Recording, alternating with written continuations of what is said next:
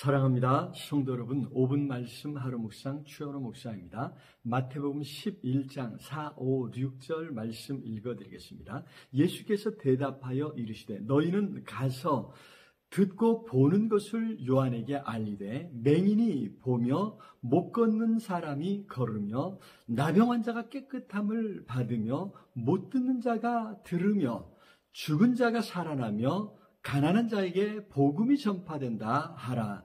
누구든지 나로 말미암아 실족하지 아니하는 자는 복이 있도다 하시니라. 아멘.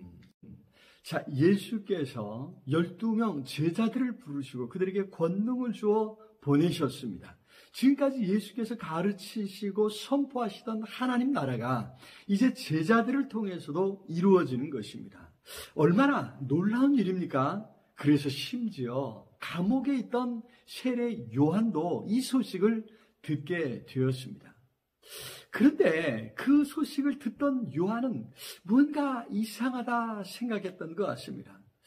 요한이 예수님을 소개할 때 세상을 심판하시고 로마를 심판하실 것이라 했습니다. 세례 요한은 당시 많은 유대인들처럼 메시아의 사역을 정치적인 것으로 이해했던 것입니다. 메시아가 와서 이스라엘 나라를 회복할 것이라 꿈꿨던 것이죠.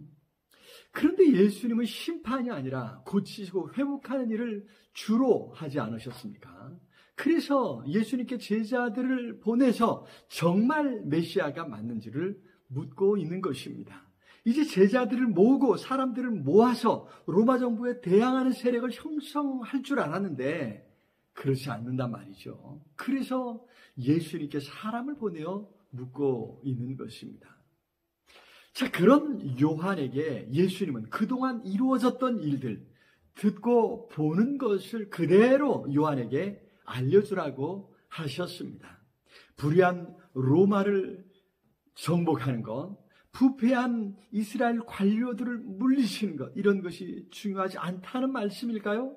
오직 예배드리고 전도하는 일에 전념하라는 말씀일까요? 아닙니다. 그것도 중요합니다. 그런데 그것은 예수님께서 이루려고 하신 하나님 나라 회복에 비하면 아주 작은 부분이라는 것입니다. 예수님은 그렇게 해서 이스라엘 나라를 회복하는 것에만 관심이 있으신 것이 아니라 그 모든 문제의 근원에 있는 죄의 문제를 해결하심으로 온전한 구원을 성취하시는 것입니다. 이스라엘만이 아니라 온 인류의 구원을 성취하시려는 것입니다. 그래서 예수님은 하나님 나라를 선포하셨습니다. 하나님께서 친히 다스리시는 세상이 어떤 모습일지를 보여주셨던 것입니다.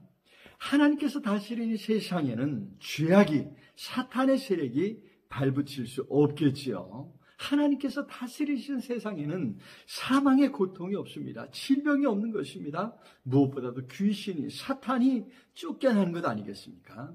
바로 그것을 알려주라고 하셨던 것입니다.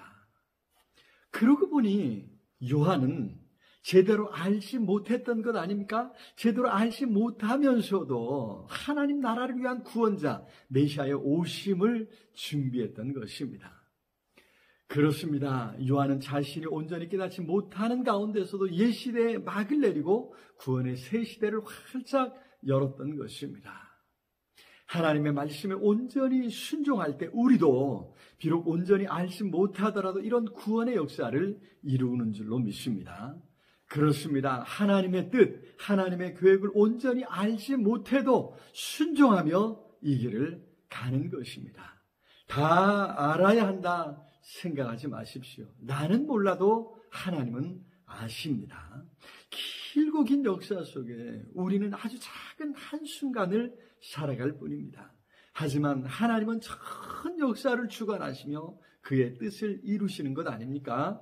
하나님께 맡기고 바라기는 순간순간 순종함으로 하나님의 뜻을 이루어갈 수 있기를 기도합니다.